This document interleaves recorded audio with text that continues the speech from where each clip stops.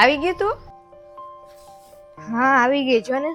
આજે તો હું બહુ થાકી ગઈ છું. ઓફિસ આજે બહુ કામ હતું. ચાલો હું હાથ પગ મોઢું ધોઈ આવું ને ફ્રેશ થઈ જાઉં. Thank you. આને મને થેન્ક યુ હું આ કીધું એ કાંઈ ન સમજાણું. ચાલો હું નીકળું, ટિફિન લઈ આવું પછી જાઉં.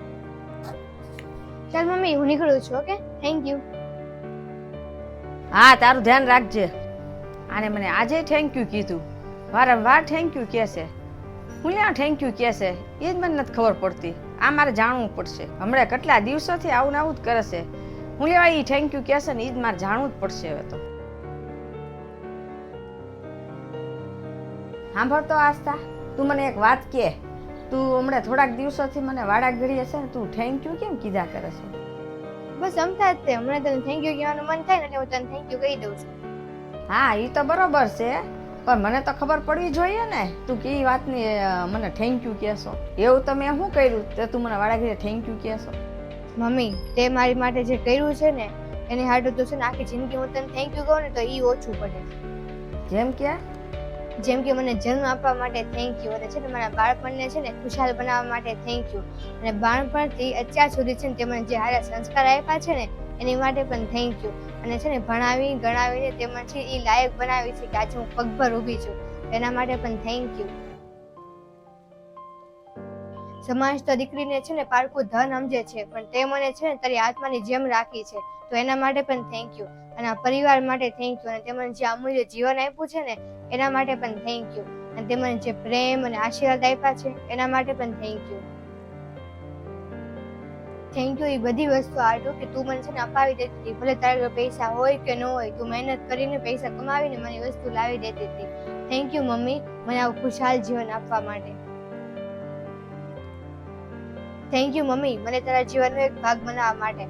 અને મારે તો છે ને ભગવાનને થેન્ક યુ કેવું જોઈએ કે મને તારી જેવી માં આપી. મારે તને થેન્ક યુ કેવું છે. મારું છે ને ઘટપણ ખુશાલ બનાવવા માટે થેન્ક યુ. સાંભળતો તું ક્યાં જાશો? મમ્મી હું મારી બેનપણીના ઘરે જાઉં છું ને બુક દેવાના અસાઇનમેન્ટ પૂરા કરવા છે ને એટલે. સાચું કહેશો ને તાર બેનપણી ઘરે જ જાશો ને? હા મમ્મી સાચું જ કહું છું. આ એની નોટ દેવા છે ને એના ઘરે જાઉં છું. તું મને કેમ આવા સવાલ પૂછો છો? તને મારા પર ભરોસો નથી? હા બેટા તારી પર તો મને છે ને ભરોસો પૂરેપૂરો છે, પણ આજકાલની છોકરી કેવું કરે ખબર છે કે હું બેનપણીના ઘરે જાઉં છું ને અહીંયા જાઉં છું ને પછી ક્યાંય રખડવા વહી જાય છોકરી. છોકરીઓ છે ને આવું ખોટું બોલીને ભાગી જાય છે. એનું ભવિષ્યનું નથી વિચારતી અને એનું કાંઈ સારું વિચારતી છે ને કોકને હોપી દેશે એનું બધું આખું ભવિષ્ય, અને એના મા બાપ છે ને વાટ જોઈ દેશે ઘરે. છોકરી છે ને ગમે એ છોકરાની હારે છે ને એને લઈને વહી જાય છે, અને મા બાપે કર્યું હોય ને ઠેકાણું સારું ગોતીને તો એ મા બાપને કહી શકે કે મને આ તકલીફ છે, મા બાપ મદદ કરે. પણ આ બીજાને લઈને વ્યા જાય તો હું કહી શકે છોકરી? પછી એને છે ને છેલ્લે છે ને મરવાનો વારો આવે અને કા પસ્તાવાનો વારો આવે. એટલે હું તને સમજાવું છું બેટા. હા મમ્મી તારી વાત તો સાચી છે. આજકાલની છોકરીઓ એવું કરે જ છે, પણ મારે એવું કઈ નથી. પણ જો તારે મારી વાત ઉપર ભરોસો ન થતો હોય તો મારી બેનપણી નજીક કાંઈ બે શેરી વટીને જ છે. ચાલ તું મારી સાથે દેવા.